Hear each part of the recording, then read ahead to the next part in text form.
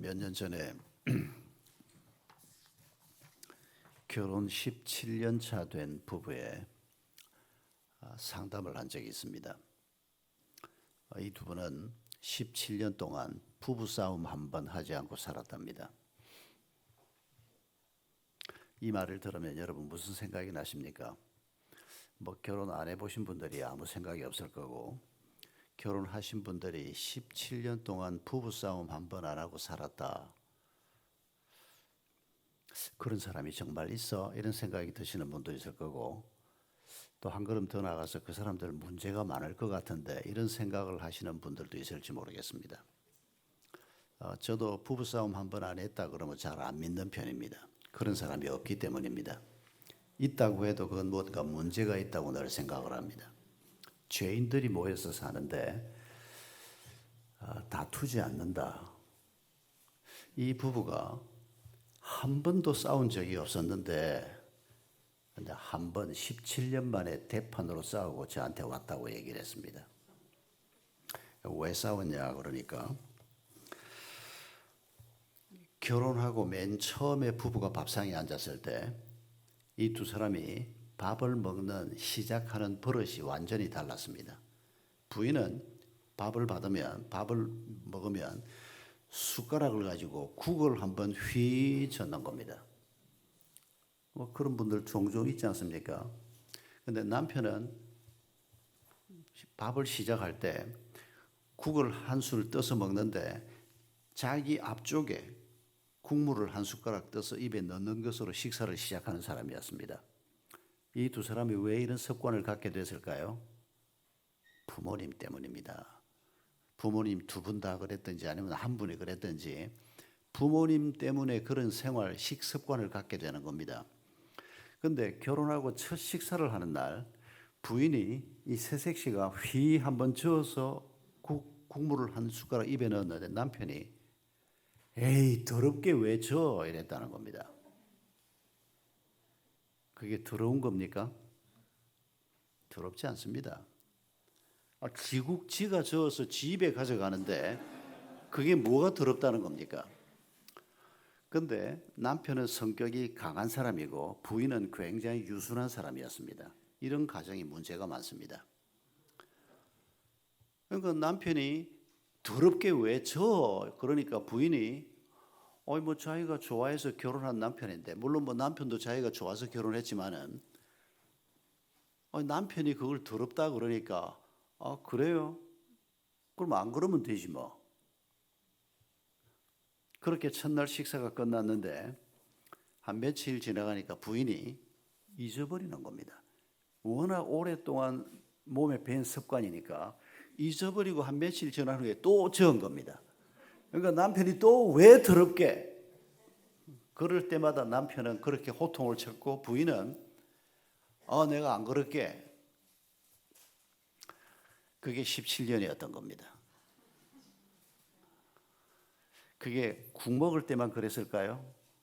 그럴 리가 없습니다. 매사에 남편은 강하게 압박을 가하고 아내는 양보하고 물러서고 순종적이 되고, 이거 오래가면 병납니다.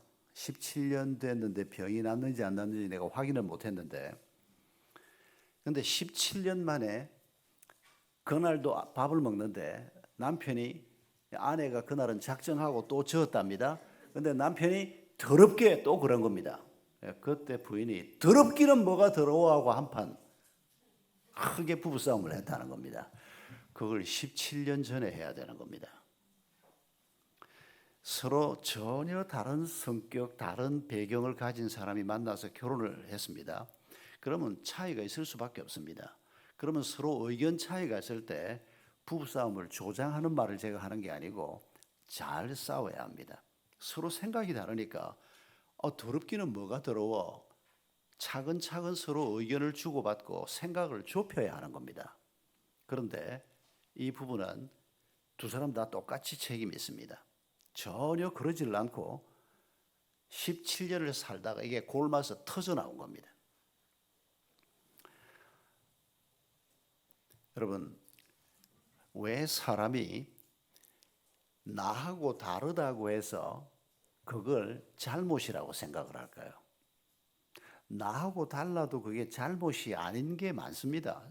다른 것뿐이지 그게 잘못했거나 더럽거나 뭐 추하거나 그런 게 아닌 그저 다를 뿐인데 그걸 받아들이지를 못하는, 여러분 왜 사람이 이런 마음을 갖게 될까요? 이것뿐 아닙니다.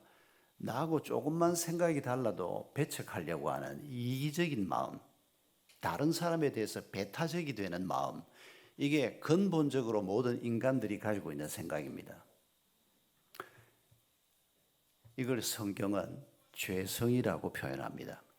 인간이 가지고 있는 죄성. 여러분, 인간이 이런 깨진 마음, 이런 좁아 터진 마음, 자기 중심적인 마음, 이걸 언제부터 갖게 됐을까요? 하나님이 처음 아담 하와를 지었을 때도 그 사람들이 그런 사람이었을까요? 아닙니다. 그분들은 죄 짓지 않았습니다. 언제부터 인간이 이런 상태에 이르게 됐는가 하니까 아담 하와가 창세기 3장에 나오는 최초의 범죄 이후에, 여러분 그 최초의 범죄가 어떤 겁니까? 하와가 먼저, 그리고 아담도 이어서 선과 악을 알게 하는 나무 열매를 먹는 사건입니다. 여러분 이 사건을 우리가 잘 이해할 필요가 있습니다. 여러분 이게 도적질 해먹은 겁니까? 식탐죄입니까? 여러분 이게 단순히 뭐 먹고 싶은 거 먹었는데 하나님이 뭘 그렇게 음식을 가지고 야단을 치냐? 여러분 이게 단순히 그런 문제가 아닙니다. 창세기 3장 5절에서 이 열매를 따먹을 때 뱀의 모습으로 나타난 사탄이 하와를 유혹하면서 뭐라고 유혹을 합니까? 그래서 하와가 그걸 따먹을 때 무슨 생각을 가지고 따먹습니까? 내가 이 열매를 먹으면 하나님처럼 눈이 밝아질 것이다. 내가 하나님처럼 될 것이다.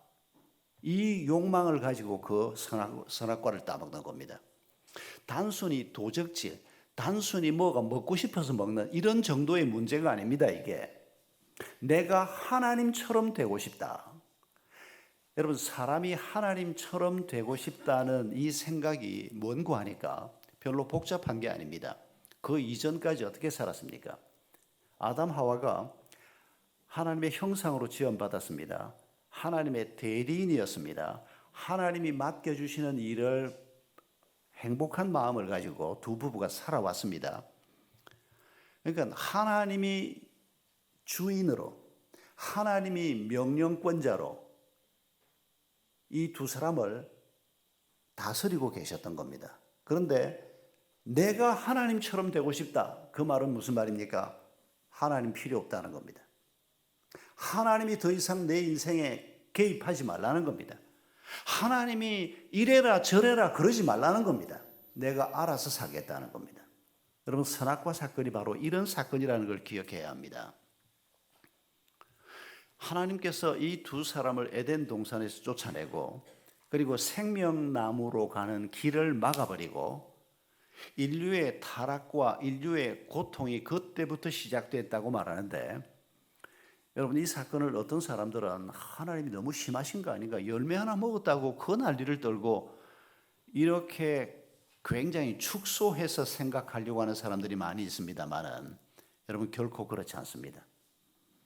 이제 더 이상 하나님은 내 하나님이 될 수 없고 이제 더 이상 하나님은 내 주인이 아니고 내가 내 인생의 주인이 되고 내가 결정하고 내가 먹고 싶으면 먹고 내가 먹기 싫으면 안 먹고 내가 그런 인생을 살겠다는데 왜 하나님이 나한테 이러냐?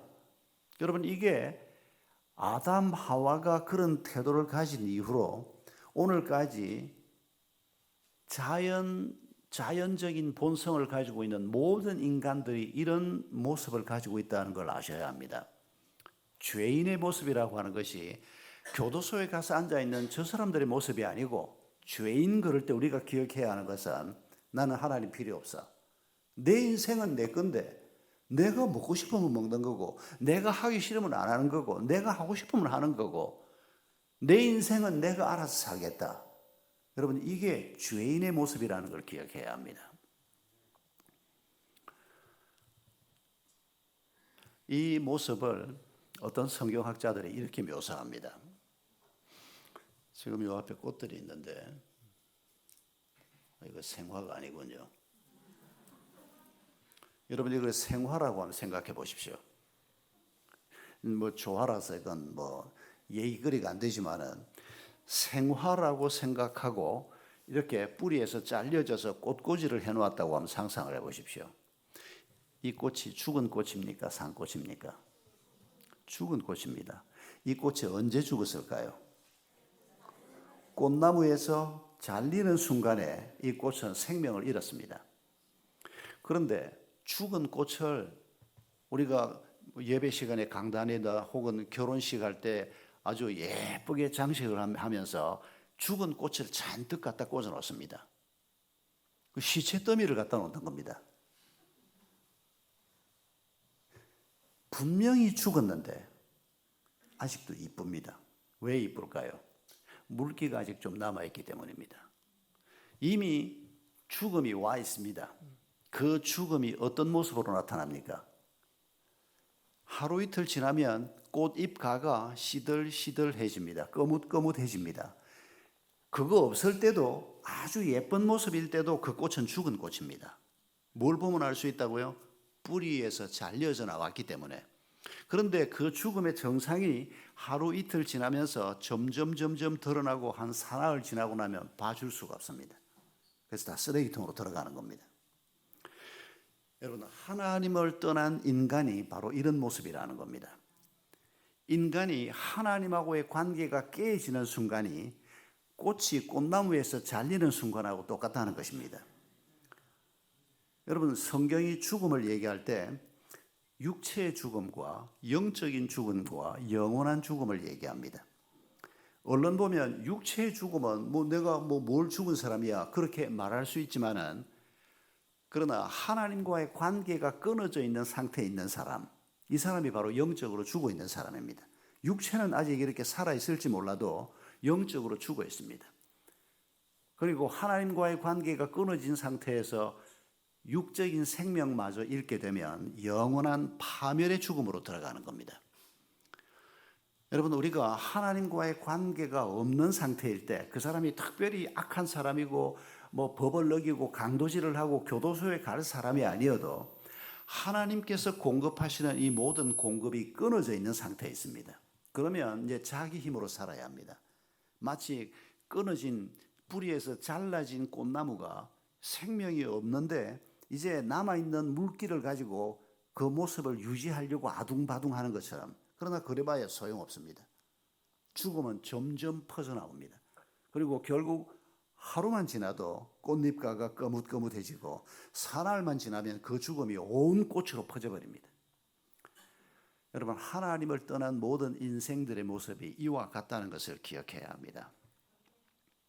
우리가 오늘 가정에 관한 말씀을 생각하면서 왜 이런 원론적인 말씀을 먼저 생각하는가 하니까, 어떻게 하면 가정이 복된 가정이 될 수 있을까?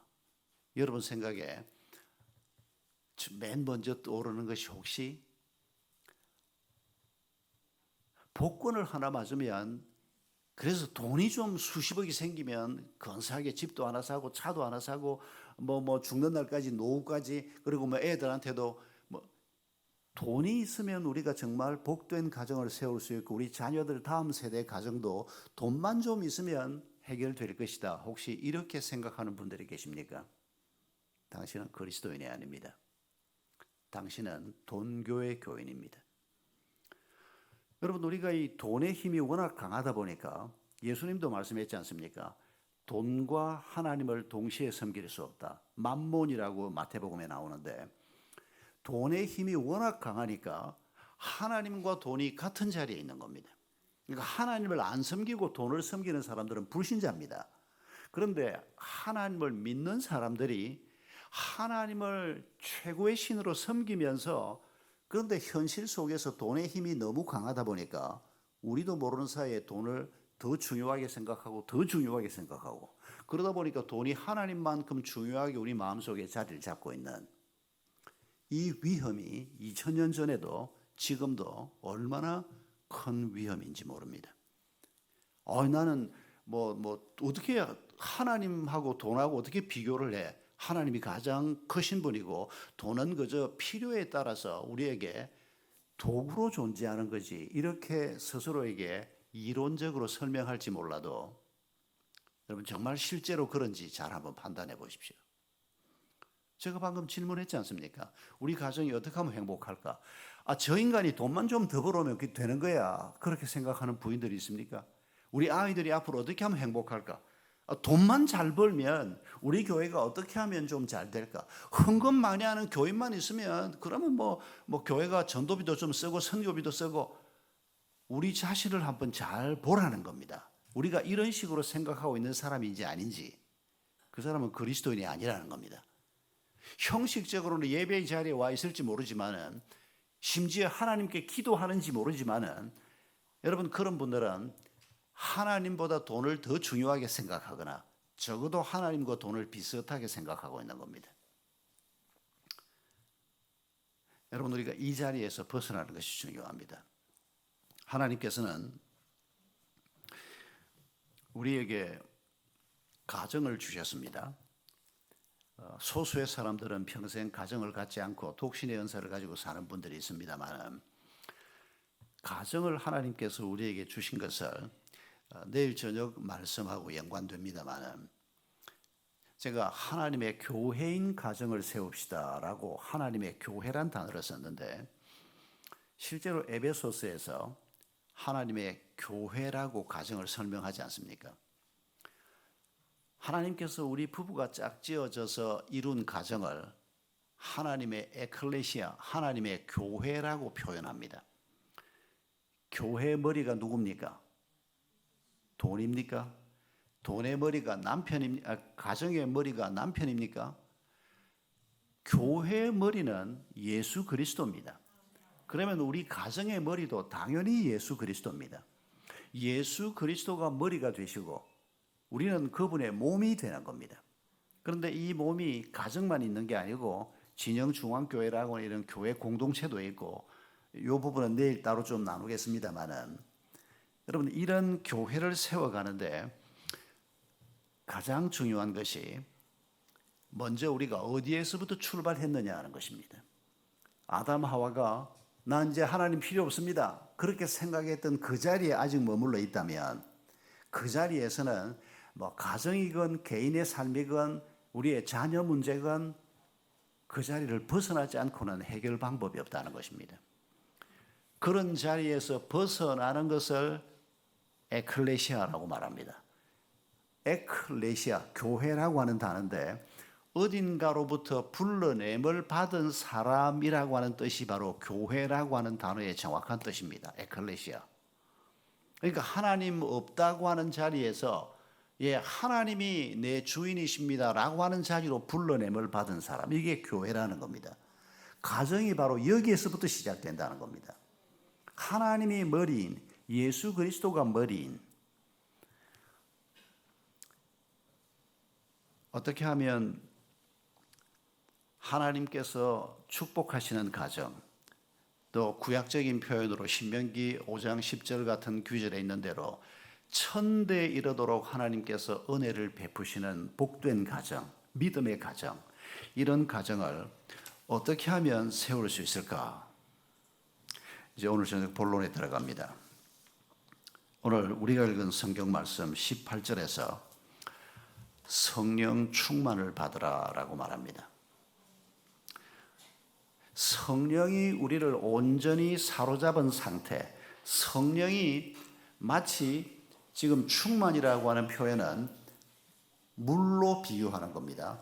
물을 부어서 흘러 넘칠 때 충만이라고 하는데 우리 몸을 그릇에 성령을 물처럼 비유해서 성령이 우리에게 부어질 때 이렇게 흘러 넘치는 그림, 이게 충만입니다. 그런데 여러분 이 그림만 생각하면 안 됩니다. 흘러 넘치는다라고 하는 이 말이 오늘 우리가 어떤 관점에서 생각하려고 하는 거니까 너희가 성령 충만을 받아라 이렇게 말씀한 다음에 이어서 우리가 오늘 읽은 본문에 부부의 삶에 관한 얘기가 나옵니다. 남자와 여자가 어떻게 사랑해야 할 것인가 하는 얘기가 나옵니다. 그리고 6장에 가면 부모 자식 관계가 나옵니다. 그리고 6장 5절부터 상전과 아랫사람, 윗사람과 아랫사람의 관계, 이 세 가지 인간관계가 나옵니다. 우리가 세상을 살면서 부부관계, 부모-자식 관계, 윗사람과 아랫사람의 관계, 이 세 관계가 우리에게 가장 중요한 관계입니다. 이 관계들을 잘 만들어가는 사람이 되는 게 성령 충만을 받음으로 가능하다는 것입니다. 성령이 우리를 사로잡고 성령이 우리를 온전히 인도하는 길을 걸어가면 이 세 가지 인간관계를 가장 멋진 관계, 가장 복된 관계, 가장 아름다운 관계로 만들어갈 수 있다. 그렇게 말씀하고 있는 겁니다. 오늘 우리가 이 부부관계, 남녀관계, 사랑에 초점을 맞춰서 조금 더 생각하겠습니다만은 이 세 가지 관계가 오늘 본문에 함께 기록되어 있는 걸 잊지 마십시오. 그리고 성령 충만이라고 하는 이 단어를 우리가 에베소 전체 그림에서 간략하게 다시 한번 짚어야 할 것은, 여러분 사도 바울이 에베소서나 편지를 쓸 때 바울의 편지는 항상 앞부분에는 가령 에베소 같으면 우리가 믿음으로 하나님의 은혜로 구원받았다, 이런 교리, 이런 신앙적인 가르침, 이런 게 나옵니다. 신학적인 내용이 나옵니다. 그리고 중간쯤 오면 그러므로라고 편지 전체를 딱 두 쪽을 내는 접속사가 나옵니다. 그리고 그 뒷부분은 뭐가 나오는 거 하니까 우리가 믿음으로 의롭다함을 받았고 하나님의 은혜로 하나님의 자녀가 됐다. 그러므로 이제 우리는 이렇게 살아야 한다. 삶의 지침이 나옵니다. 바울의 편지는 특히 이렇게 딱 두 부분으로 나누어지는 게 대부분입니다. 여러분 순서가 중요한 거 잊지 마십시오. 내가 착하게 살고 우상을 섬기지 않고 내가 돈을 너무 의지하지 않고 음란하지 않고 내가 이렇게 살면 하나님의 은혜를 입어서 하나님의 자녀가 될 것이다? 아닙니다. 큰일 날 일입니다. 우리는 그렇게 살 수가 없습니다. 죄인인 우리가 그런 삶을 살래야 살 수가 없습니다. 항상 순서는 하나님께서 우리에게 먼저 은혜 베푸시는 것입니다. 아무것도 몰랐던 내게 하나님이 누군가를 깨우쳐 주시고 내 욕망을 따라 살던 내 마음속에 성령이 임해서 이 욕망을 잠재워 주시고 깨닫게 해주시고 하나님의 은혜를 먼저 받는 것입니다. 하나님의 진리를 먼저 깨닫는 것입니다. 하나님의 자녀가 먼저 되는 것입니다.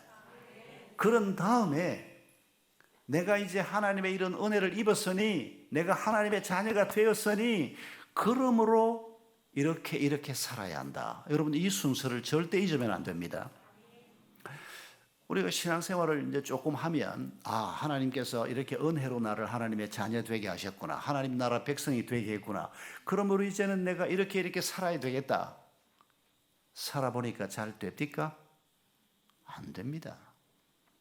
거짓말 안 해야 되는데 막 불쑥불쑥 거짓말이 튀어나옵니다.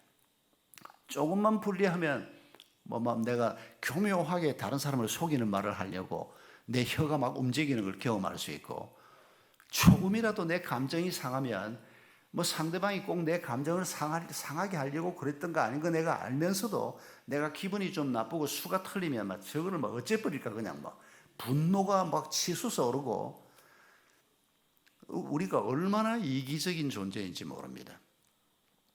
그러니까 하나님께서 나를 자기 백성 삼았다는 걸 내가 아는데도, 내가 그런 믿음을 가지고 있는데도 하나님이 말씀하신 그런 삶을 사는 게 불가능하다는 걸 우리가 발견하게 됩니다. 그래서 하나님께서 우리에게 약속하시는 게 뭡니까? 성령을 주시겠다고 약속하는 겁니다. 우리 힘으로 그리스도인의 삶을 절대 살 수가 없습니다.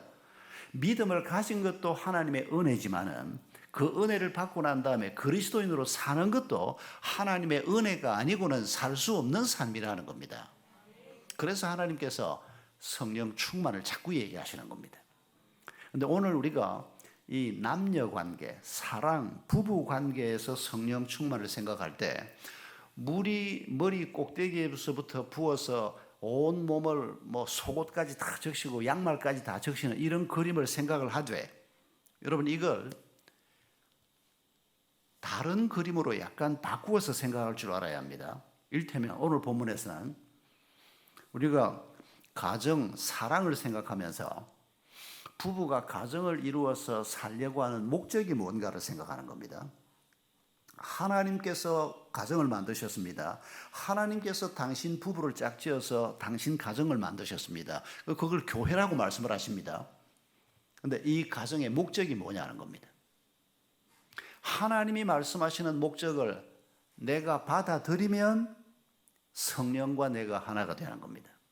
그런데 하나님이 가정의 목적은 이거다라고 얘기해도 아이고 뭐 나는 그건 모르겠다.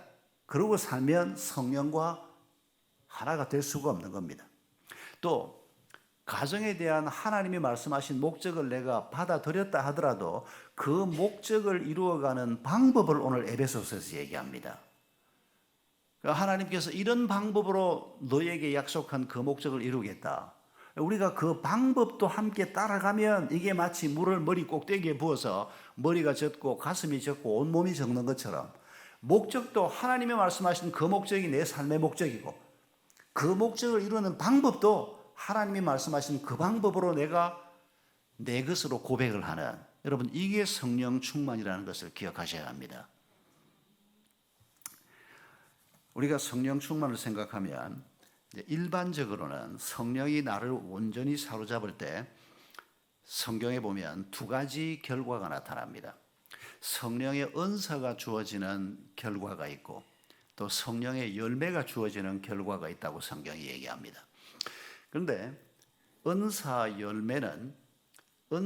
하나님께서 우리에게 일하라고 주는 선물입니다. 은사란 말 자체가 gift란 뜻입니다. 한자말로 선물이라는 뜻입니다. 이건 뭐 말씀을 잘 전한다든지 전도를 잘 한다든지 우리에게 어떤 재주를 주어서 그걸 가지고 다른 사람을 섬기도록 하는 게 은사라는 겁니다. 은사는 우리가 성령이 우리를 붙잡아서 방언이 터지고 또 이전에 말주변도 없던 사람이 뭐 말주변이 말이 입이 막 터져가지고는 뭐 성경 말씀이 줄줄 터져 나오기도 하고 뭐 제 친구 중에 그런 친구가 있습니다. 말도 참 못하더만 어느 여름 방학 끝나고 왔더니 뭐 이 친구가 막 성경을 줄줄 꿰면서 막 떠들어대는데 얼마나 놀랐는지 또 은사가 그런 은사가 있더라고요. 그런데 우리가 태생적으로 가지고 나온 것도 있습니다. 하나님 주신 선물이 우리가 사람으로 태어날 때부터 어떤 사람은 요리 만드는 걸 특별히 즐거워하는 사람이 있습니다. 참 그런 거 보면 얼마나 감사한지 모릅니다.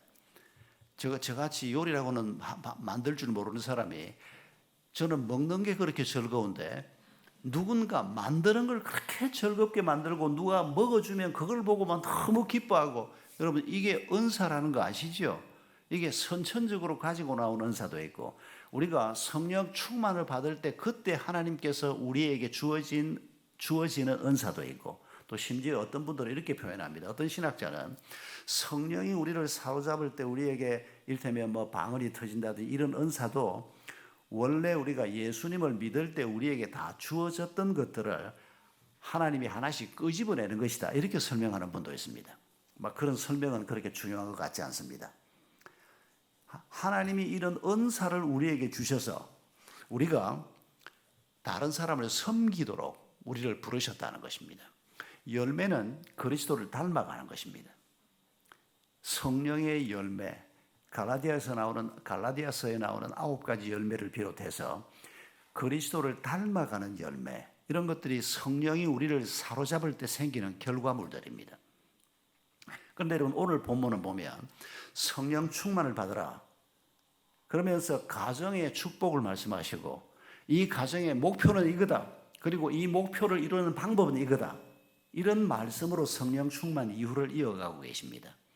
그러니까 이게 결국은 우리가 그리스도를 닮아가는 부부 관계에서 그리스도를 닮아가는 모습이라고 말할 수가 있습니다. 부모 자식 관계에서 그리스도를 닮아가는 부모, 그리스도를 닮아가는 자녀의 모습이 이런 거다. 그게 6장 1절부터 4절에 나오는 모습입니다.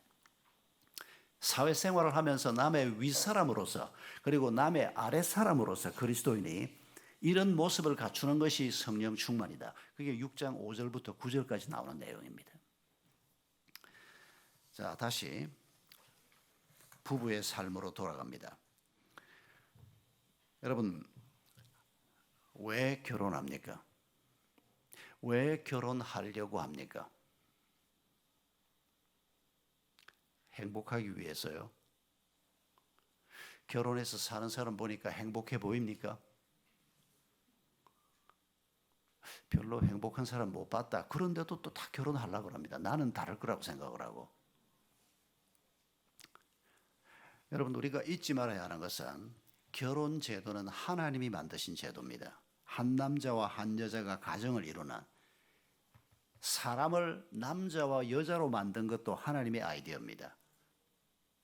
결혼은, 아담 하와의 결혼은 하나님의 아이디어입니다. 그런데 오늘 본문을 보면 이렇게 해서 가정을 만들고 부부를 만드는 목적이 뭐라고 얘기합니까? 26절, 27절을 보면 행복이 결혼과 사랑의 목적이 아니고 흠도 티도 없는 영광스러운 하나님의 교회를 세우려 하심이라. 거룩이 목적이라고 성경은 분명하게 말합니다. 거룩이 뭡니까? 바로 하나님의 본성입니다.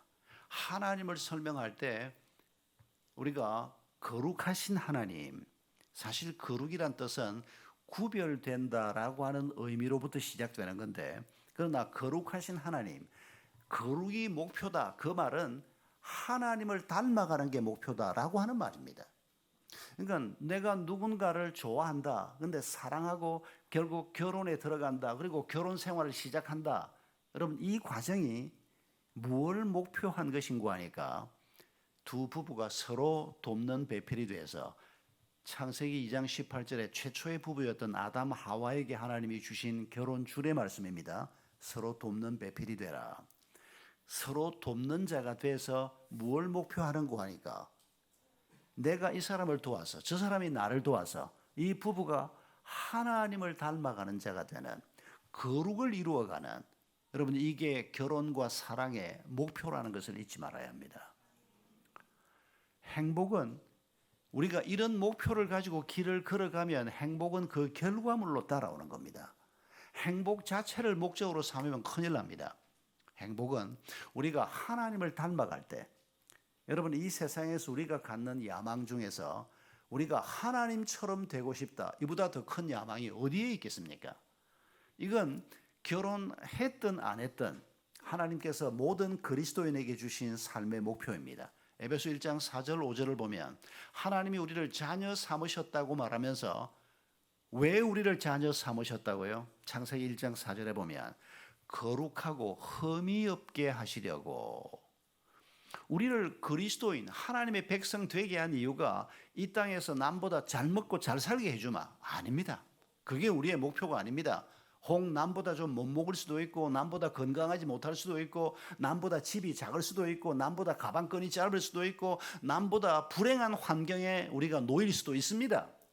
그러나 우리를 향해서 하나님이 가지고 계신 목표는 거룩한 자가 되는 것, 예수 그리스도 비슷한 자가 되는 것. 여러분, 이게 나 혼자 싱글로 살 때도 우리의 목표라고 말입니다.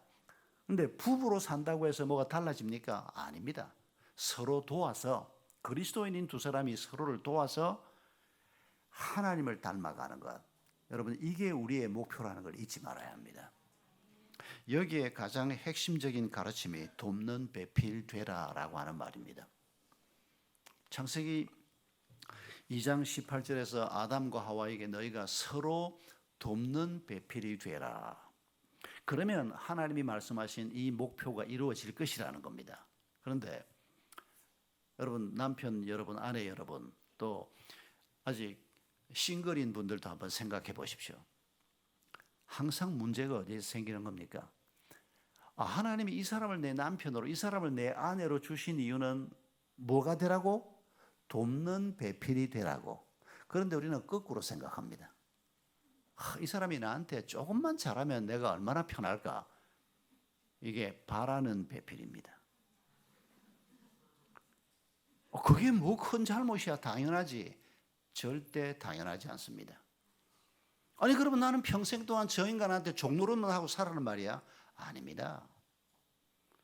하나님이 먼저 우리에게 종노릇 했지 않습니까? 하나님께서 예수 그리스도 그의 아들을 우리에게 보내어서 우리의 죄값을 위해서 십자가에 대신 달려 죽게 하시고 그 예수를 믿음으로 말미암아 우리가 하나님의 자녀가 되게 했지 않습니까? 그런데 내가 좋아하는 어떤 사람하고 결혼을 했을 때 내가 그 사람을 섬기는 자가 된다. 이건 그리스도인으로서 지극히 당연한 삶의 태도라는 겁니다. 그걸 돕는 배필되라고 말씀한 것뿐입니다. 그러니까 결혼 관계에서 또 사랑하는 사람이 생길 때 그리스도인의 경우에 저 사람이 앞으로 나한테 뭘 잘해주면 좋겠다. 그러면 내가 참 행복해지겠다. 그것 자체가 죄된 생각이라는 겁니다. 자기 중심적인 생각. 하나님이 주신 사고방식이 아니라는 겁니다. 여러분 오늘 수많은 부부들이 마음이 상하고 이혼을 해야 되겠다 그러고 부부 싸움을 하고 하는 주된 이유가 뭡니까? 자기 중심적인 생각 때문입니다. 내 마음을 꺾고 내가 저 사람을 어떻게 하면 좀 도울까? 이런 마음을 우리가 이게 바로 신앙생활입니다. 이게 부부 관계만이 아니고 다른 사람과의 관계에서도 마찬가지인데 특히 부부 관계에서 내가 좋아하는 사람과의 관계에서 우리가 이런 마음을 갖게 된다는 것은 바로 그리스도의 마음을 갖는 것입니다. 그리고 이건 손해보는 일이 아닙니다. 하나님께서 내게 이미 큰 은혜를 베푸셔서 나는 이미 엄청난 자원을 가지고 있는 사람입니다.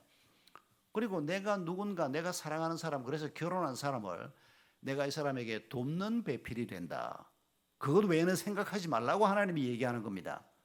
아니 내가 이만큼 도우면 지도 나를 도와야지. 그건 그 사람에게 맡기라는 겁니다. 그런데 우리는 내가 도울 생각은 안 하고 끊임없이 그냥 상대방이 바뀌기만 바라고. 아마 여러분도 들으셨을 거라고 생각하는데 그 유명한 일화가 돼서 어떤 집사님이 10년을 새벽 기도를 다니면서 하나님 내 남편 좀 변화되게 해달라고 기도를 했는데 10년 만에 득도했는데 그 깨달음이 뭐였다고요? 하나님이 이 답답아 남편 변화되라고 맨날 기도하지 말고 네가 좀 바뀌라. 하나님이 그렇게 깨닫게 해주셨다는 이게 실화라고 하는데 저는 어디에서 나온 실화인지는 모르겠고 전에 들은 얘기가 돼서 근데 이게 참 굉장히 실감나는 얘기입니다. 우리는 저 사람만 변화되면 우리 집안이 편할 거다. 저 아이가 변화되면 우리 부모된 우리가 편할 거다. 우리는 이런 식으로 생각하는 경향이 굉장히 많습니다. 예, 그 말이 한 반쯤은 사실일 수도 있습니다. 그러나 중요한 것은 출발점이 내가 돼야 되는 경우가 대부분이라는 겁니다. 그 사람의 변화는 우리가 할 수 없습니다. 우리는 사람을 변화시킬 수 있는 능력이 없습니다. 그러니까 내가 변화되고 내가 하나님의 말씀을 따라서 섬기는 자가 되고 내가 하나님 말씀대로 이웃을 사랑하는 자가 되고 그 다음은 하나님께 맡겨야 하는 겁니다. 하나님께서 내가 그렇게 섬기는 자로 살면 언젠가는 하나님이 그 사람이 내 남편이건 내 아내건 내 이웃이건 내 시동생이건 누군 간에 하나님이 그 사람을 변화시키는 거고 나는 그 사람을 사랑하고 그 사람을 섬기고 특히 부부관계에서는 돕는 배필이 되는 그러면서 우리가 그리스도를 닮아가는 겁니다. 그러면서 우리가 하나님을 점점 닮아가는 거룩한 백성으로 우리가 성숙해져 가는 겁니다. 여러분 이 삶의 목표 이게 사실은 부부의 목표만이 아니고 그리스도인의 삶의 목표입니다. 이게 여러분 우리가 이 땅에서 몇 평 집에 살다 가냐 나이가 얼마나 오래 살다 가냐 가방끈이 얼마나 기냐 이런 거 우리 하나님이 무슨 관심이 있겠습니까? 하나님의 최고의 관심은 얘가 내 자식이 된 다음에 얘가 신앙생활을 하면서 얼마나 나를 닮으려고 몸부림을 치고 나를 닮으려고 얼마나 애를 쓰면서 살아왔는가 그게 하나님의 최고의 관심사 아니겠습니까? 하나님을 닮는다는 것이 우리에게 너무도 큰 복이기 때문입니다. 결혼하신 여러분, 남편이나 아내가 있는 여러분 지금 마음을 다시 한번 확정해 보십시오. 당신의 남편과 아내와 함께 앞으로 남은 길을 걸어가면서 그리스도를 닮아가는 이걸 결혼 생활의 목표로 확정하시겠습니까? 저하고 눈을 피하고 아무 말도 안 하고 계신 분들은 오늘 이 설교 안 들은 걸로 하고 집에 갈 겁니까? 여러분 잊으시면 안 됩니다. 결혼하신 모든 분들은 현재 우리의 문제입니다. 이게 아유 당신이 내 신랑이 어떤 존재인지 몰라서 그런 소리를 하지 바꿔줘도 별 수 없습니다. 바꿔봐도 별 수 없습니다. 그걸 어떻게 하냐고요? 한번 바꿔보지도 않아놓고 제가 40년 목회하면서 많은 가정들을 보았지 않습니까? 인간이 다 죄인이기 때문에 우리가 가지고 있는 이 한계가 모든 인간에게 다 있기 때문에 이 이기적인 거 말입니다. 이 물질에 대한 탐욕 말입니다. 여러 가지 죄성을 우리가 다 가지고 있기 때문에 하나님의 은혜 앞에 우리 삶을 맡기는 길밖에 없습니다. 그래서 내 상대가 뭐 어떤 사람이든지 간에 내가 돕는 배필이 돼서 하나님이 말씀하신 이 목표를 향해서 한번 가보겠다. 나머지는 하나님의 손에 맡기고 이 길을 걸어가 보겠다. 그게 모든 남편과 아내의 고백이 되어야 한다는 것입니다. 싱글이신 여러분, 결혼하실 겁니까?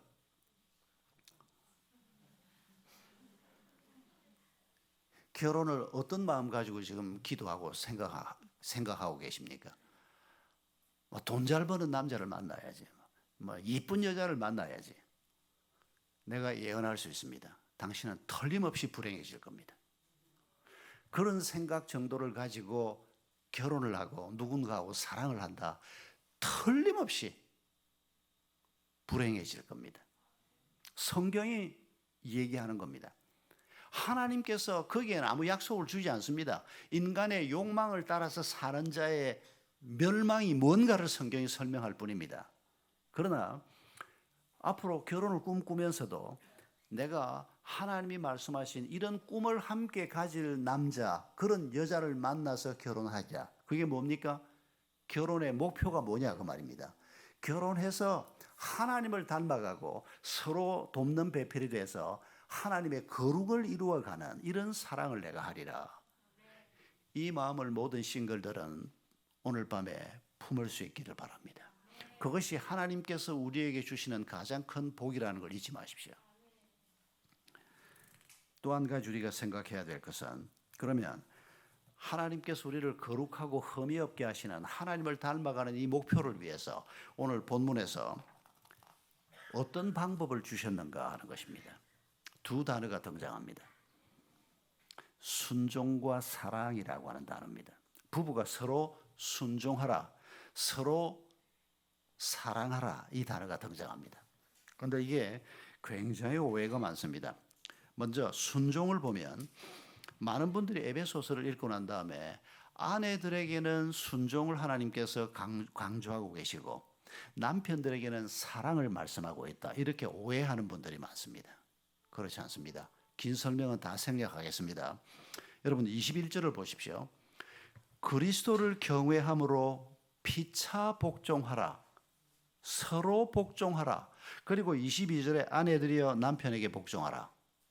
여러분 21절에 서로 복종하라. 남편은 아내에게, 아내는 남편에게 서로 복종하라. 그렇게 말씀한 다음에 아내에게 복종을 강조하고 있습니다. 여러분 복종은, 순종은 아내들에게만 말씀하고 계시는 게 아니고 부부가 서로 순종하는 것을 얘기합니다. 그런데 사랑하라에는 서로가 없지 않느냐? 여러분 앞에서 서로 순종하라라고 말한 다음에 복종하라, 사랑하라가 나오는데 사랑하라에 서로가 없다고 해서 남편만 아내를 사랑하면 되는 게 아닙니다. 이건 국어 문제입니다. 신학 문제가 아니고 앞에 나오는 이 서로 피차라고 하는 부사가 복종에도 미치고 사랑에도 미치는 걸 기억해야 합니다. 아니면 이렇게 해석할 겁니까? 그리스도인 성령 충만을 사모하는 그리스도인 아내는 남편에게 순종하면 되고 사랑은 딴 남자하고 괜찮습니까? 이걸 그런 말도 안 되는 해석을 할 겁니까? 당연히 서로 순종하고 서로 사랑하는 겁니다. 이 해석의 오류는 이 유교권 문화에서 자주 일어나는 오류입니다. 서양 사람들은 이런 오류가 거의 없습니다. 당연히 서로 순종해야 된다. 서로 사랑해야 된다. 이런 우리는 워낙 오랫동안 아내가 남편에게 복종해야 한다라는 유교적인 사고방식을 오랫동안 가지고 있다 보니까 이 해석이 자꾸 머뭇거리게 되고, 심지어 어떤 목사님은 저한테 그렇게 얘기한 분도 있습니다. 에베소 강해 설교를 하다가 이 부분 설교를 했는데 왜 하나님께서 아내들은 남편한테 순종하라 그랬는지 뭐 이유는 모르지만은 하나님이 순종하라 그랬으니까 막 순종합시다. 자기도 남편이면서 그렇게 설교했다는 말을 제가 직접 한 목사님한테 들은 적이 있습니다. 공부를 좀 더 해야 되는 겁니다. 여러분, 서로 순종한다는 말이 무슨 말일까요? 이 순종이란 단어를 우리는 굉장히 편협되게 씁니다만은, 여러분, 순종이란 말은 용납한다라고 하는 의미를 포함하는 말입니다. 국을 휘저어서 먹는 꼴을 못 본다. 이거 아내한테 순종이 안 되는 겁니다. 아내가 가지고 있는 생활 습관을 받아들이지를 못하는 겁니다. 여러분, 이 순종이라는 단어를 굉장히 우리가 폭넓게 해석을 해야 합니다. 아니, 나는 짜장면 좋아하는데 짬뽕 좋아하는 사람을 보면 용서가 안 돼, 그냥. 그런 사람을 본 적이 있습니까? 아니, 나는 짜장면 좋아하고 저 사람은 짬뽕 좋아하고, 그래 너는 짬뽕 먹고 나는 짜장면 먹고 그렇게 오손도손 잘 살면 되지 않습니까? 국을 휘저어 먹는 사람도 있고 그냥 이렇게 떠먹는 사람도 있고, 그게 뭐가 문제가 되는 겁니까? 왜 그런 꼴을 보고 용납을 못하는 거냐, 그 말입니다. 이기심 때문입니다. 자기 중심적인 사고방식, 자기 마음대로 뭐든지 좌지우지하고 싶은 인간이 가지고 있는 폭력성, 이런 것들이 이런 방식으로 나타나는 겁니다. 서로 순종해야 합니다. 전혀 다른 두 사람이 살면서 이제 부딪히는 일이 많습니다. 제가 이번 토요일에도 교회를 제대로 안 나가고 있어서 담임 목사가 없는 이 신랑 각시들이 저한테 와서 결혼 주례를 해달라고, 빨리 교회를 정하고 담임 목사님한테 주례를 받아야지 무슨 소리냐 그랬더니, 곧 정하긴 정할 텐데 뭐 지금 뭐 코로나 사태가 어떻고, 제가 전에 데리고 있던 그 목사님의 이제 조카인데, 이놈들이 결국 그래서 제가 결혼을 빨리 해야 되겠고, 그래서 제가 이제 지금 토요일 날 주례를 하기로 약속을 하긴 했는데, 내가 그날도 이런 얘기 하려고 합니다. 뭐 둘이 지금 죽고 못 살아서 그날 제 만나러 왔을 때 서로를 쳐다보는 눈에 막 꿀이 뚝뚝뚝 떨어지는데, 근데 오래 못 갑니다. 결혼 안 해본 사람들은 저게 무슨 소린가 하겠지만 곧 알게 됩니다. 그렇게 서로 좋아서 결혼을 하는데 얼마 있지 않아서 서로의 생활 습관이 부딪히고 사고방식, 예수를 같이 믿는데도 불구하고 여러 가지 충돌이 일어납니다. 여러분, 그럴 때 죄가 아닌 다음에는 서로 용납하는 것. 짬뽕 좋아한다 그런다고 해서 나는 짜장면 좋아하는 사람이니까 안 돼. 그런 엉터리 같은 사람을 우리가 말도 안 된다 당연히 얘기하지 않습니까? 다른 생활 습관도 그런 관점에서 생각할 줄 아는, 그리고 상대방을 용납하고 받아들이는 사람이 되는, 여러분, 이게 결혼 생활을 통해서 잘 훈련되어야 합니다. 다른 데서는 이렇게까지 훈련될 곳이 없습니다. 제가 한 40년 목회하면서 장로님들하고 늘 만나서 뭐 교회 이론하고 했지만은, 뭐 장로님들이 뭐 저한테 음식 문제를 가지고 타박을 할 겁니까? 근데 제 아내하고 항상 이렇게 저렇게 이제 논쟁을 하다 보면 둘이 생각이 잘 맞아서 결혼을 했는데도 불구하고, 제 아내하고 저하고 지금까지도 마음이 일치가 안 되는 부분이 뭔고 하니까, 제 아내는 왜 교회 일을 하면서 나하고 이혼을 안 하냐? 젊을 때부터 제 아내는, 당신은 목사 와이프가 될 때 동역자가 돼서 함께 교회를 섬기고 함께 하나님의 나라를 섬기자고 해놓고, 자기는 교회 일 항상 뭐 광고를 통해서 알게 되고 주보 보고 알게 되고, 그 말도 맞는 말인데, 그래서 제가 뭐 이혼을 하는데도 저는 교회 일은 당회에서 결정하는 거고, 교역자 회의에서 논의해서 그때 아주 민감한 문제들이 있을 때 그때 뭐 방향을 바꾸기도 하고 이러는데, 이걸 집사람하고 이혼을 할 수 없는 문제들이 많지 않습니까? 사전에 어떤 이혼을 한다고 해도 이거 당회에서 이혼을 할 때 이게 어느 방향으로 갈지를 모르는데, 그런데 이런 것들에 대해서 집사람은 자꾸 섭섭해하는 겁니다. 저는 그걸 왜 섭섭해하나? 내가 당신 의견을 최대한 듣지만은 그러나 위로를 하다 보면 그게 아닐 때가 있어서 다른 결정을 할 수도 있고 뭐 이런 게 이제 우리 부부한테는 항상 부부싸움의 원인이었습니다. 이런 집이 또 있을라나 모르겠습니다만은 뭐 가정에서는 제가 100% 제 아내한테 모든 걸 다 맡겼기 때문에 가정에서는 저는 발언권이 전혀 없습니다. 그래서 우리 아이들이 어릴 때부터 우리 집 장은 엄마니까 엄마가 말했으니까 이제는 막 제가 아무 말도 안 하고 있어도 엄마가 뭐라고 얘기하면 그대로 일이 진행되는 거 우리 아이들이 다 알고 있었습니다. 심지어는 애를 해외 유학을 보내는데도 아내가 저한테 전화를 해서 여보 이렇게 하기로 했어 그렇게 알고 이렇게 통보를 받았습니다. 제가 아내가 워낙 뭐 잘하고 또 모든 걸 제가 전권을 위임을 해서 아내가 결정을 하면 제가 항상 따르는. 그런데 교회 일에 대해서도 나한테 권한을 좀 다오. 내가 그래도 전문가고 내가 그래도 뭐 이렇게 인원을 해서 하면 당신이 응원을 좀 해다오. 그런데 이상하게 우리 집사람은 잔소리가 자꾸 많은 겁니다. 이제 은퇴했으니까 이제는 그런 일도 다 없어졌습니다만은. 그러니까 모든 부부들이 서로 의견 일치가 되지 않는 게 죽는 날까지 있게 마련입니다. 이런 것들에 대해서 우리가 어떻게 할 거냐 하는 겁니다. 용납해야 한다는 겁니다. 받아들여야 한다는 겁니다. 뭐 때로는 뭐 서로 티각태각 하더라도 그것 때문에 서로 미워하거나 그것 때문에 원수처럼 여기는 이런 자리까지는 가면 안 된다는 겁니다. 또 한 가지는 사랑하라라고 하는 단어입니다. 여러분 순종과 사랑 이 두 단어를 주님께서 쓰고 있는데 상대방의 장점을 발견할 때는 순종하면 된다고 생각합니다. 그런데 상대방의 부족한 점을 생각할 때는 사랑하면 된다고 생각합니다. 제가 제 집안 일에 대해서 100% 제 아내에게 순종했다. 그 말은 아내가 알아서 잘하기 때문입니다. 저는 새벽기도 인도하러 나가면 밤 늦게까지 집에 안 들어오는 날이 거의 대부분이었습니다. 아이들 자고 있을 때 나갔다가 아이들 자고 있을 때 집에 들어오는, 제가 30살에 신학교 졸업하고 서울에 올라가서 33살에 강남에 있는 그래도 뭐 작지만 제법 짱짱한 교회 담임 목사가 33살에 담임 목사가 됐습니다. 그러니까 뭐 열심히 하는 것 말고는 방법이 없었습니다. 뭐 새벽에 나가서 밤늦게까지 제자 훈련하고 뭐하고 사람들 만나고 설교 준비하고 막 정신없이 살다 보니까 애들이 언제 컸는지도 잘 모릅니다. 애들 친한 친구가 누군지도 모릅니다. 그러니까 아내가 잘 안 해주었으면 아마 제가 집에서 외톨이가 됐을 겁니다.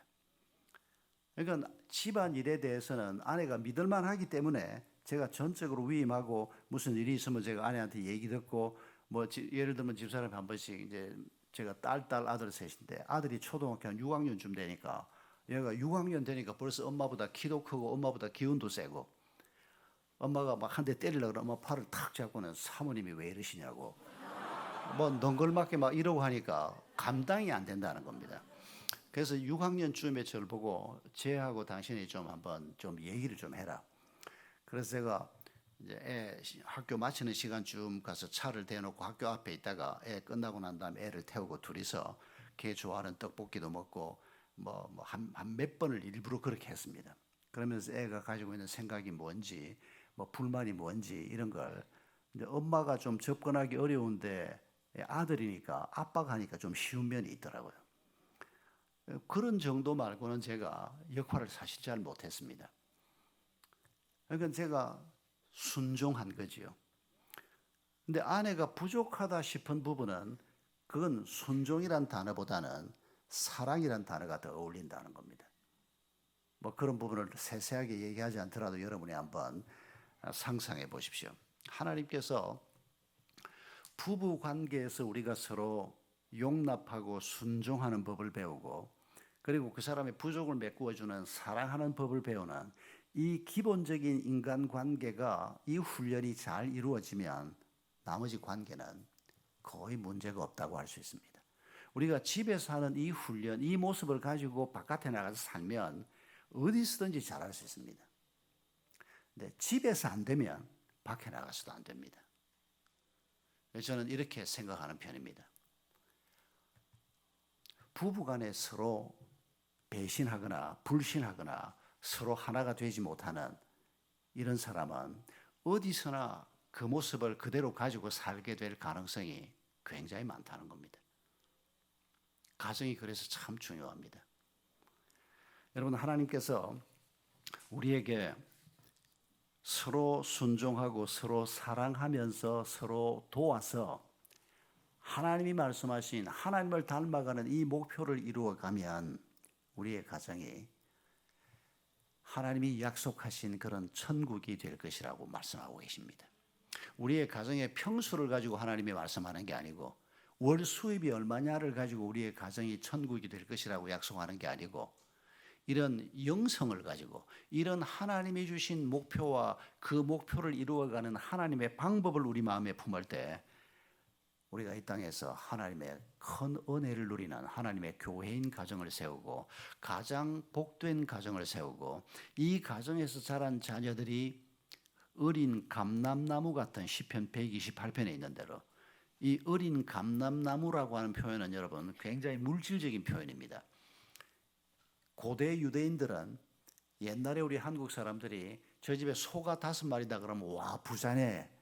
요즘은 저 집에 빌딩이 2채나 있어 그러면 어이구 부자네 그러는 것처럼 고대 유대인들은 저 집에 감람나무가 5그루 있어 그러면 어이구 부자네 이렇게 감람나무가 바로 그런 부의 상징으로 카운터되던.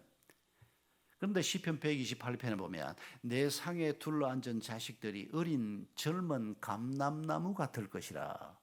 자식이 5이면 빌딩이 5채 같은. 이게 단순히 물질을 얘기하는 게 아닙니다. 그 든든함, 물질이 있을 때 든든함인데 물질을 넘어서는 그보다 훨씬 더 큰 이런 하나님의 축복을 자식을 통해서 누리게 될 것을 하나님이 말씀하는 겁니다. 부부간에도 시편 128편에 역시 마찬가지의 축복을 약속하고 있습니다. 여러분, 믿음의 가정은 이렇게 1000대 이르도록 하나님의 은혜를 누리게 하겠다고. 그런데 이 1000대까지 이 은혜, 이 믿음이 이어지는 것은 공부 잘하는 자식들이 이어가는 게 아닙니다. 공부는 좀 하는데 믿음은 없어가지고 다음 대 가면 믿음이 완전히 끊어지는 이런 가정들을 제가 얼마나 많이 봤는지 모릅니다. 제가 33살에 담임 목사가 돼서 교회를 섬겨보면서 어떻게 하면 아이들을 믿음으로 키울 수 있을까? 내 아이들은 물론이고 교회에서 자라는 아이들을, 얘들은 대학 가면 다 없어집니다. 중고등부 때 정확한 통계는 이렇습니다. 중3이 되면 교회 다니고 있는 아이들 중에 40%가 하나님을 떠납니다. 믿음의 가정의 아이들 얘기를 하는 겁니다. 그리고 얘들이 대학 갈 때쯤 50%가 떠납니다. 그러니까 믿음의 자녀들이 대학 가는 나이 19, 20이 됐을 때 10명 중에 9명은 교회를 떠나고 1명 남는, 이게 현재 우리 대한민국 교회 통계입니다. 거의 정확한 통계입니다. 제가 목회를 하면서도 아이들이 대학 가면 다 없어지는 겁니다. 그냥 시원찮은 대학을 가서 창피해서 대학부를 못 나오겠다는 등, 대학부는 주로 시골에서 올라온 아이들로 채워지고 우리 성도들의 자녀들은 10에 하나 정도 남아있다는 그 통계가 제가 계속해서 보아왔던 통계입니다. 그래서 이걸 어떻게 극복을 하나. 그래서 가정을 좀 잘 세워서 가정 예배를 드리고 가정에서 아이들을 훈육을 잘 해보자. 근데 부모가 한계가 있는 걸 발견을 하고 기독교 학교를 세우자. 그래서 홈스쿨링 운동, 기독교 학교 운동을 그래서 열심히 했던 겁니다. 그래서 제가 목회하면서도 계속 기독교 학교 설립을 계속했습니다. 분당에 세우고 용인 동백에 세우고 동탄에 마지막 세우고 제가 은퇴를 했는데, 이 기독교 학교에서 잘 훈련받은 아이들은 10 중에 9이 남아 있습니다. 제 생각에는 9 반쯤 남아 있다고 말하고 싶은데 거의 대부분 잘 훈련이 됐기 때문입니다. 얘들은 잘 훈련돼서 교회 생활 그대로 하면서 신실하게, 제가 지난 한 달 전에 동탄에 제가 목회하면서 마지막 세운 분립개척교회 한 열 몇 개 중에 마지막 교회가 동탄이고, 그리고 거기에 이제 학교도 세웠습니다. 근데 거기에 교사로 누가 왔는고 하니까, 제가 분당에서 맨 처음에 학교를 세울 때 1학년부터 4학년까지 받았습니다. 이 4학년 아이들이 중학교 갈 때 이제 샘물 중학교를 만들고, 걔들이 고등학교 갈 때 샘물 고등학교를 만들고, 그렇게 해서 중고등학교는 용인 동백에 하나님이 8,000평의 땅을 주셔서 거기다가 중고등학교를 만들고, 또 유치원하고 초등학교를 다시 또 만들고, 그렇게 해서 한 550명의 학생들과 한 100여 명의 교직원들 해서 지금 아주 큰 학교가 하나 만들어져 있습니다. 그런데 우리 1회 졸업생, 샘물고등학교 1회 졸업생이 2012년 가을에 그 캠퍼스에서 한 학기 딱 보내고 대학을 갔습니다. 그래도 그 아이들이 제대로 된 캠퍼스에 한 학기라도 있어 본 게 얼마나 감사한지. 그때 연세대학을 간 우리 장로 딸이 있습니다. 걔가 초등학교 4학년부터 계속 기독교 학교를 다녔습니다. 그 연대음대를 갔습니다. 그리고 얘가 대학원까지 마치고 동탄에 있는 더 샘물학교 음악 선생으로 왔습니다. 얼마나 감사한지. 애가, 제가 집회를 갔더니 금요일 첫날 저녁 반주를 계획하더라고요. 끝나고 나서는 와서 인사를 하는데 얼마나 어른스러워졌는지. 벌써 이제 뭐 대학원 졸업하고 나이가 한 26, 7 됐는데, 그 4학년 때부터 제가 계속 보아왔던 애인데, 그런 애들을 키우고자 하는 겁니다. 평생 하나님의 나라를 위해서 내 삶을 바치겠다, 이런 고민을 어릴 때부터 하면서 적어도 한 고등학생쯤 되면 그 결단을 하게 하고, 그리고 대학의 과를 선택을 할 때도 내가 이 과에 가서 이 공부를 해서 하나님을 위해서 내가 한번 살아보겠다. 내 재주는, 내가 컴퓨터 만지는 걸 좋아하니까 내가 컴퓨터 학과를 가서 내가 이 분야 일을 하면서 하나님을 위해서 한번 살아보겠다. 이런 꿈을 가지는 아이들을 키우고 그 길을 가도록 격려하고 또 친구들을 만들어주고, 이런 운동이 기독교 학교 운동이라는 겁니다. 우리 아이들이 일단은 가정에서부터 부모가 하나님이 말씀하신 이런 가정을 세워갈 때 그 가정에서 아이들이 기본적인 자양분을 공급받을 수 있습니다. 그리고 그 부모를 돕기 위해서 기독교 학교가 역할을 하는 것뿐입니다. 여러분, 하나님께서,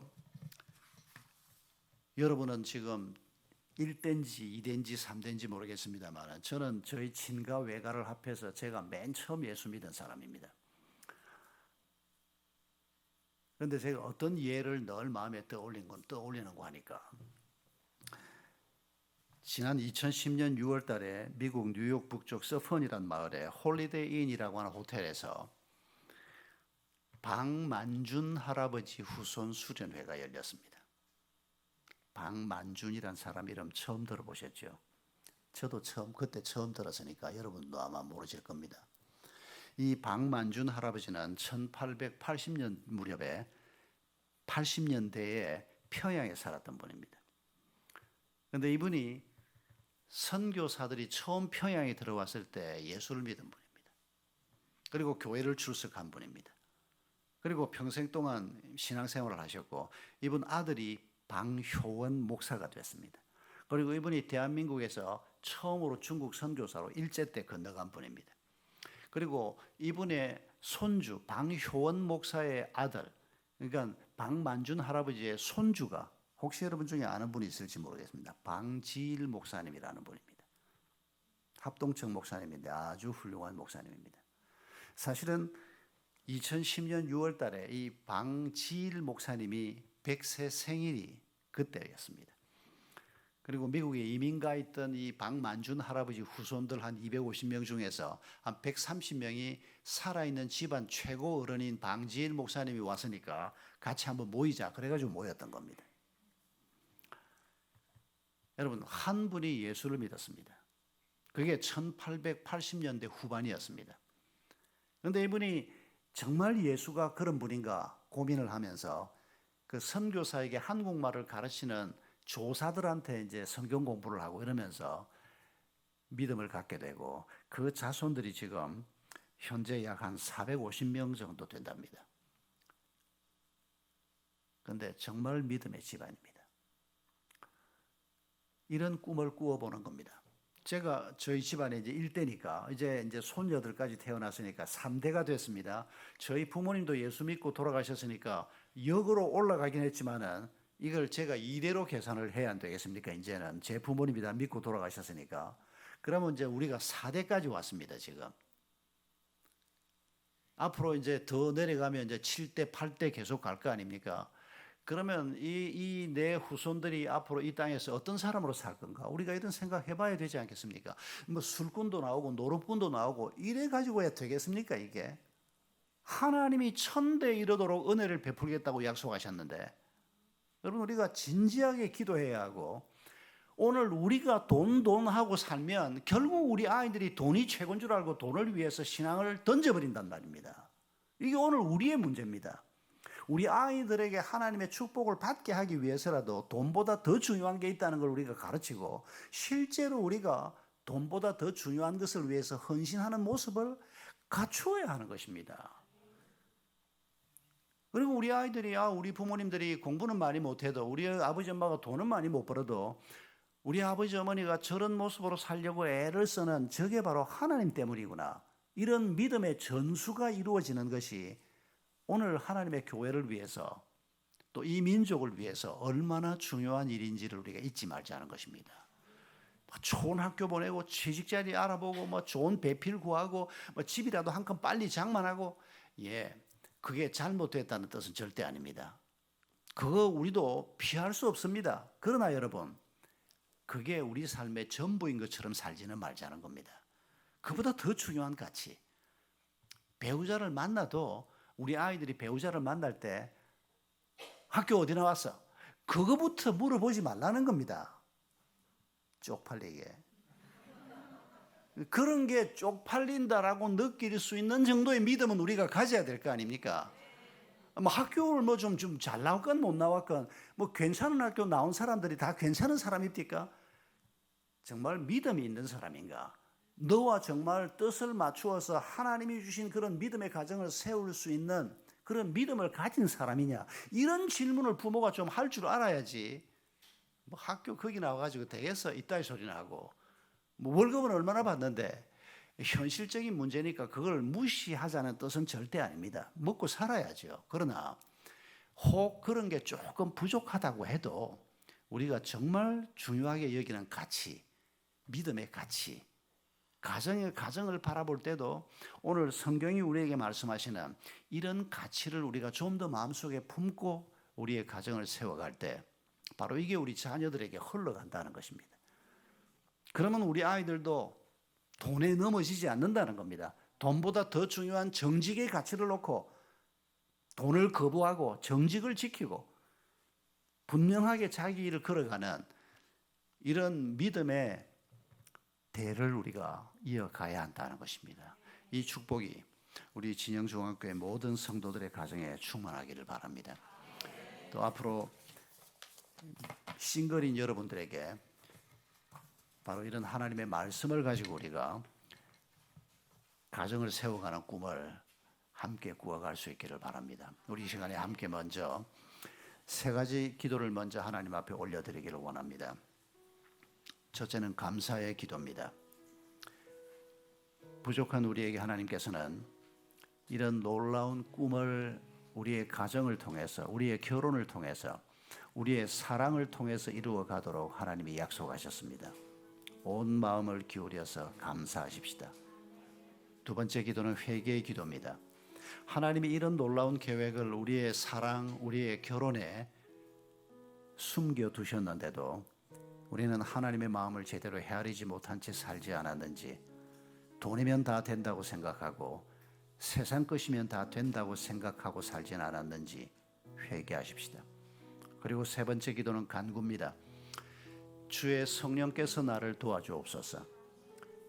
그래서 내 배우자를 진심으로 용납할 줄 알게 하시고, 이게 사람의 힘으로 되지 않으니까 하나님이 도와주셔서 내 배우자를 용납하게 하시고, 내가 또 순종하게 하시고, 그리고 사랑하게 하셔서 영광스러운 하나님의 교회인 가정을 세워가게 하소서. 또 앞으로 그런 가정을 세울 수 있도록 주여 은혜를 베푸소서.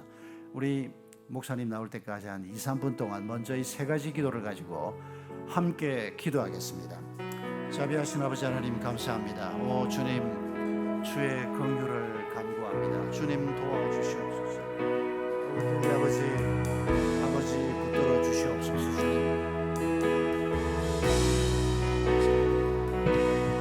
주님 주께서 함께하여 주옵소서. 하나님, 이 모든 것이 우리 인간으로 이루어지지 않는 것임을 고백합니다. 오 주여 하나님 역사해 주옵소서. 오 주여 하나님 그렇게 우리 가운데 역사해 주옵소서. 하나님 은혜를 다하여 주옵소서. 오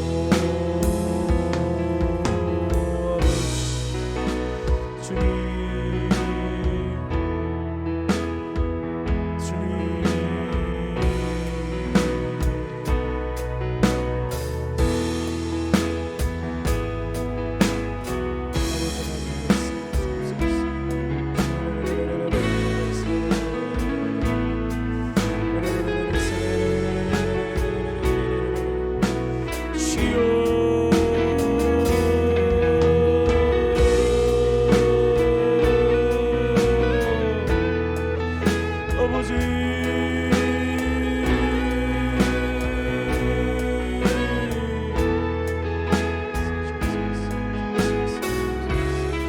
주님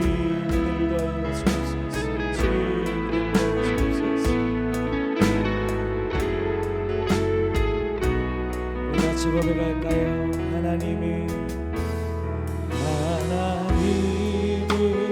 너를 지키시는 자 너의 의견에 길을 계시니 낮에 해와 밤의 날로 너를 외치 하나님 너를 지키시 너의 환난을 면케하시니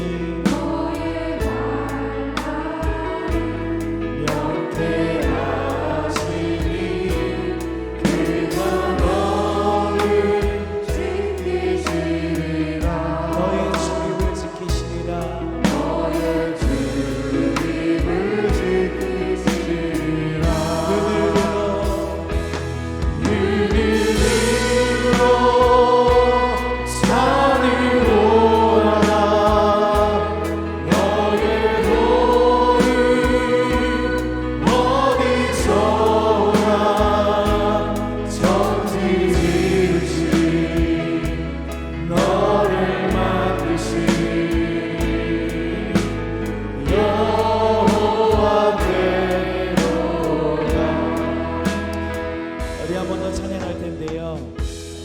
오신 분들 아니면 친한 분들이 있다면 두 사람씩 좀 짝을 지었으면 좋겠습니다. 여러 사람씩은 안 되니까요. 같이 온 분들이 있다면 두 사람씩, 세 사람씩 좀 짝을 한번 지어봤으면 좋겠습니다. 짝을 지으시고 우리 먼저는 이 찬양으로 그 사람을 한번 진심으로 축복했으면 좋겠습니다. 혹시 남편입니까? 아내입니까? 바라는 배필이 아니라 돕는 배필로 용납하고 사랑하는 것을 이야기해 주셨습니다. 우리 한번 축복하며 찬양했으면 좋겠고요. 우리 교회 지체들입니까? 하나님, 우리가 이 지체를 우리 가정을 섬기듯 순종하며 사랑하게 하여 주시옵소서. 우리 그런 마음으로 우리 서로 한번 축복하며 찬양했으면 좋겠습니다. 하나님은 너를 지키시는 자 하나님 저를 바라보지 마시고 옆 사람을 보면서 너의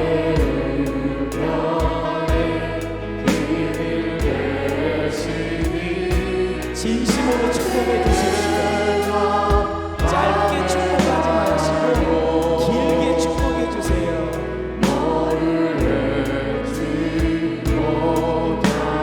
하나님은 너를 지키시는 자 서로 얼굴을 바라보며 그분이 당신의 혼란을 면케하십니다. 할렐루야.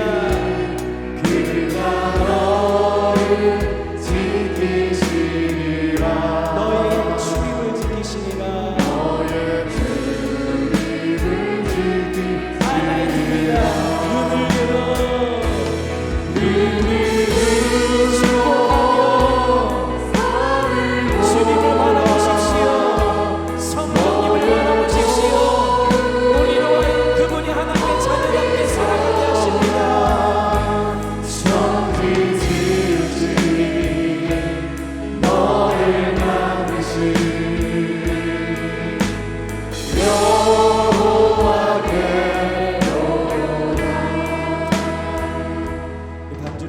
동참하게 해주시고요.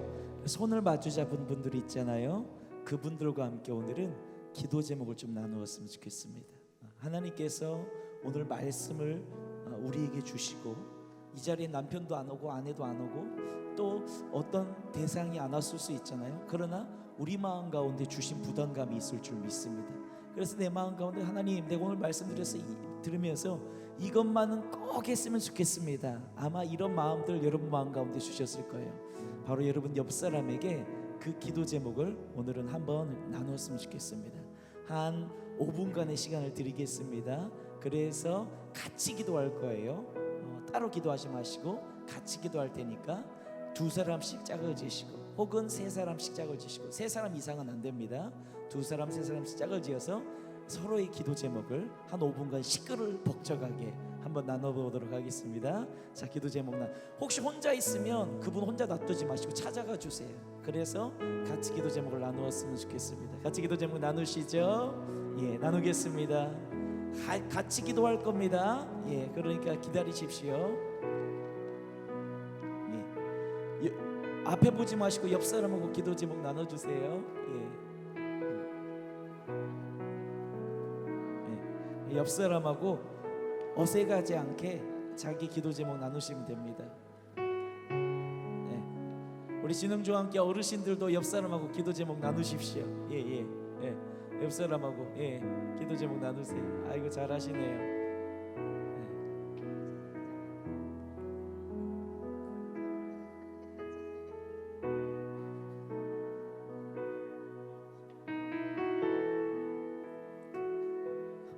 벌써 기도하지 마시고요. 같이 기도할 겁니다. 기도 제목을 나누세요. 이야기하는 시간입니다. 기도하는 시간 아니고, 저는 이런 기도 제목이 생겼습니다. 오늘 말씀을 듣고 이걸 나누는 시간입니다. 나는 오늘 이런 기도 제목이 생겼습니다. 그 기도 제목을 나누십시오.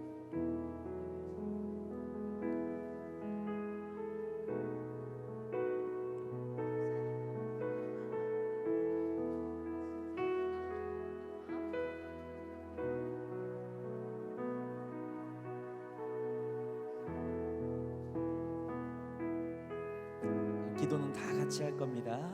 기다리십시오.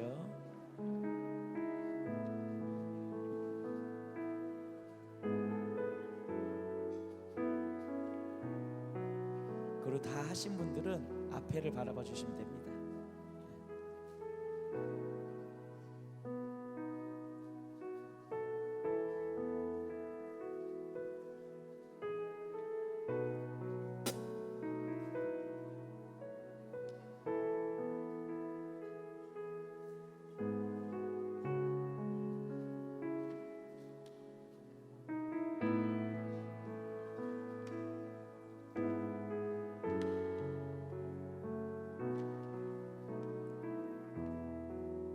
어느 정도 다 나눠진 줄 믿습니다. 이제 그 기도 제목 나눈 사람과 손을 한번 꽉 잡아봤으면 좋겠습니다. 세 사람 이상은 손 잡으면 절대 안 됩니다. 두 사람씩만 손을 꽉 잡고 우리 같이 한번 눈을 들어 산을 보아라 이 찬양하고 그 기도의 제목으로 함께 서로 간구하며 우리 한번 축복하며 그 사람을 두고 기도했으면 좋겠습니다. 우리 같이 찬양할까요? 눈을 들어 당신 산을 주님을 바라보십시오. 눈을 들어 산을 보아라. 너는 어디서 오나. 천지 너를 만나신 여호와께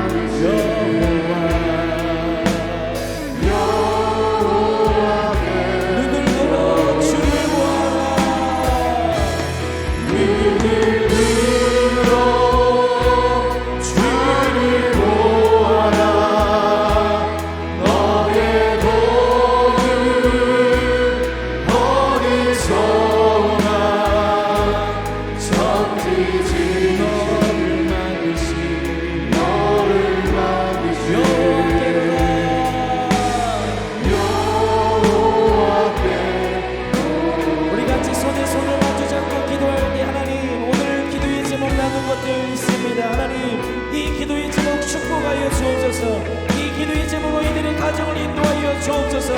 이 기도의 제목으로 하나님 이 형제와 자매를 주님 인도하여 주시옵소서. 이들을 통하여 이들의 가정이 새롭게 변화되게 하여 주시옵소서. 서로 순종하게 하옵소서. 서로 사랑하게 하옵소서. 주여 한번 지금 기도합니다. 주여. 살아계신 아버지 하나님 말씀을 감사드립니다. 오 주님 하나님 사랑하는 지체들 오늘도 주님 앞에 간구하며 기도합니다. 이들의 기도의 제목 가운데 주님 역사하여 주옵소서. 오 주님 임재하여 주옵소서. 오 주님 찾아와 주옵소서. 하나님 함께 기도의 제목을 나눕니다. 서로 용납하며 서로 순종하며 서로 사랑하며 서로 품어주는 하나님의 가정 믿음의 가정 축복의 가정 이룰 수 있도록 온 하나님의 영광을 부어 주옵소서. 충만한 영광을 더하여 주옵소서. 하나님 이들이 위에 역사하여 주옵소서.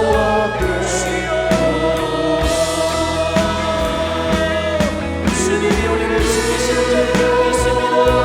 우리가 하나님으로 주님을 바라봅니다. 우리 인생을 새롭게 하시는 주님을 바라봅니다. 주님 우리가 바라는 배필이 아니라 돕는 배필이 되게 하여 주옵소서. 돕는 배필로 함께 가정을 세우며 교회를 세우니 하나님 그런 하나님의 교회를 세우고 축복하여 주옵소서. 한 번 더 기도할 때 우리 교회를 두고 기도합시다. 여러분 각자의 교회를 두고 기도할 때 하나님 우리 교회가 하나님 바라는 성도들 되지 않게 하여 주옵소서. 돕는 성도들 되게 하여 주옵소서. 우리가 돕는 교회 되게 하여 주옵소서. 우리 교회가 서로 도와주고 순종하고 서로 사랑하는 그런 신실한 하나님의 교회 되게 축복하여 주옵소서. 여러분의 교회를 두고 주여 한번 외치고 기도합니다. 주여 주님 우리 교회 가운데 역사하여 주옵소서. 돕는 교회가 되게 하여 주옵소서. 서로 도와주고 서로 용서하고 서로 용납하며 서로 사랑하면서 하나님의 믿을 수 있도록 주님을 인도하여 주옵소서. 그런 충만한 영광으로 하나님의 교회 가운데 역사하여 주옵소서. 하나님 그렇게 진영교회 역사하시고 신정교회 역사하시고 한국성교회 역사하시고 본산교회 역사해 주시고 세계로교회 가운데 역사해 주시고 하나님은 충만한 영광으로 하나님의 은혜를 이들이 세우는 이들의 교회 가운데 주여 부어 주시옵소서. 그렇게 이들의 교회가 사랑하게 하여 주옵소서. 그렇게 이들의 교회가 하나님의 축복을 힘입을 수 있도록 역사하여 주옵소서. 아버지여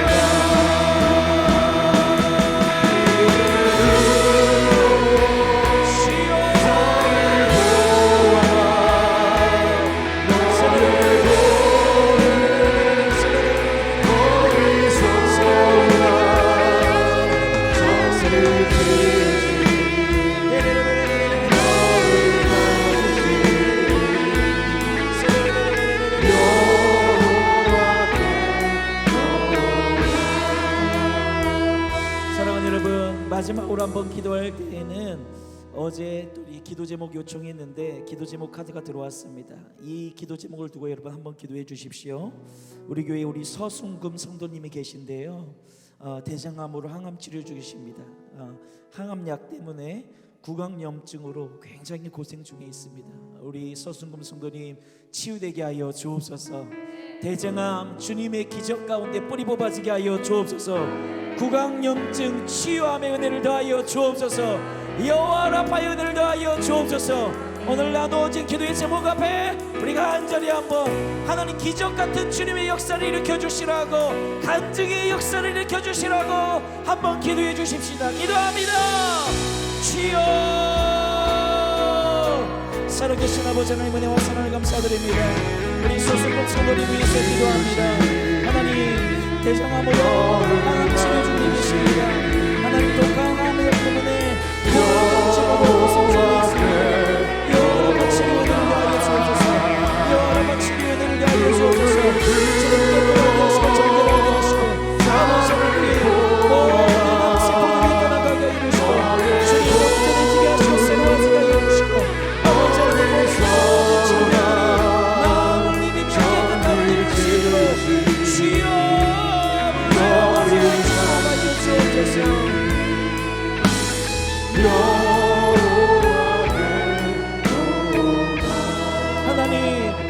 이 밤에 말씀을 듣고 기도하게 하시니 감사합니다. 오 주여 하나님, 모여진 성도들의 인생과 가정 가운데 역사하여 주옵소서. 바라는 배필, 바라는 가족이 아니라 돕는 가족이 되게 하여 주옵소서. 돕는 남편이 되게 하여 주옵소서. 돕는 아내가 되게 하여 주옵소서. 도와주는 부모가 되게 하여 주옵소서. 도와주는 자녀됨을 살아가게 하여 주시옵소서. 이들의 교회 가운데 역사하여 주시되 본연의 영은 떠나갈지어다. 성령의 도우심을 통하여 온 교회가 사랑 안에 하나가 되게 하여 주시옵소서. 그런 축복을 다하여 주옵소서. 질병은 떠나갈지어다. 이 모든 것을 예수님 이름으로 기도합나이다. 아멘. 주님의 이름을 찬양합니다.